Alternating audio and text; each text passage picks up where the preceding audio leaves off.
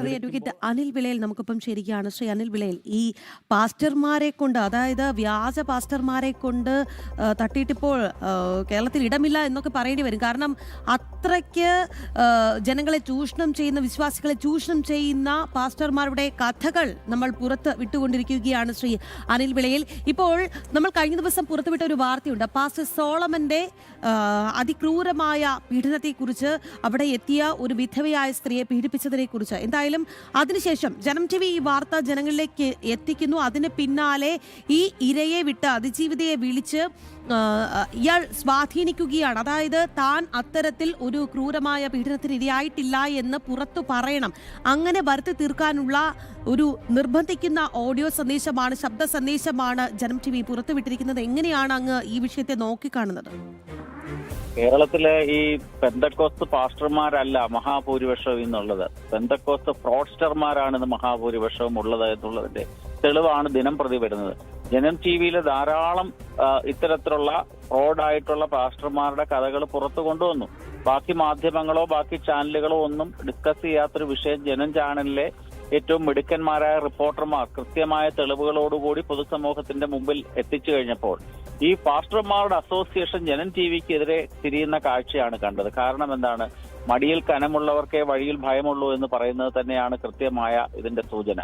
കേരളത്തിലെ മുഖ്യമന്ത്രി ഉൾപ്പെടെയുള്ള ആൾക്കാർ തങ്ങളുമായിട്ട് വളരെ അടുപ്പമുള്ള ആൾക്കാരാണ്. തങ്ങൾക്കെതിരെ യാതൊരു വിധമായിട്ടുള്ള നടപടികളും കേരളത്തിലെ പോലീസ് സംവിധാനം അല്ലെ ആഭ്യന്തര വകുപ്പ് കൈക്കൊള്ളില്ല എന്ന് ബിനു പാസ്റ്ററുടെ നേതൃത്വത്തിലുള്ള പാസ്റ്റർമാർക്ക് മനസ്സിലായതിനെ തുടർന്നാണ് ഇത്തരത്തിലുള്ള സംഭവങ്ങൾ ആവർത്തിക്കുന്നത്.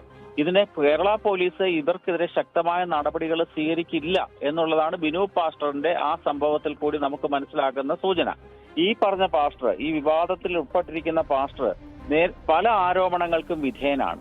ആ ആരോപണങ്ങളൊക്കെ തന്നെ മൂടി വെച്ചുകൊണ്ടാണ് ജനം ടി വിക്കെതിരെ തിരിഞ്ഞത്. അതിന്റെ ഭാഗമായിട്ടാണല്ലോ തിരുവനന്തപുരത്ത് ഈ പെന്തക്കോസ്ത് പാസ്റ്റർമാരുടെ ഒരു യോഗം കൂടി ജനം ടി വിക്കെതിരെ തിരികുകയും ദിനം പ്രതി ജനം ടി വിക്കെതിരെ വാർത്തകൾ കൊടുത്തുകൊണ്ടിരിക്കുകയും ചെയ്യുന്നത് അതിന്റെ സാഹചര്യത്തിലാണ്.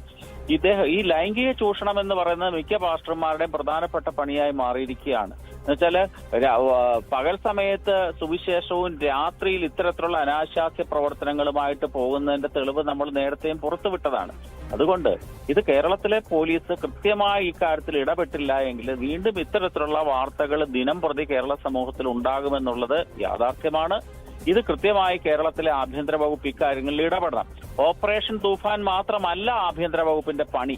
ഇത്തരത്തിലുള്ള പ്രവർത്തനങ്ങളിൽ പങ്കാളികളാവുന്ന, അത് പാസ്റ്റർ ആണെങ്കിലും ആരാണെങ്കിലും, അതിന് ജാതിയോ മതമോ ഒന്നും ഏത് വിഭാഗത്തിന്റെ പുരോഹിതനാണെന്നൊന്നും നോക്കേണ്ട കാര്യമേ ഇല്ല.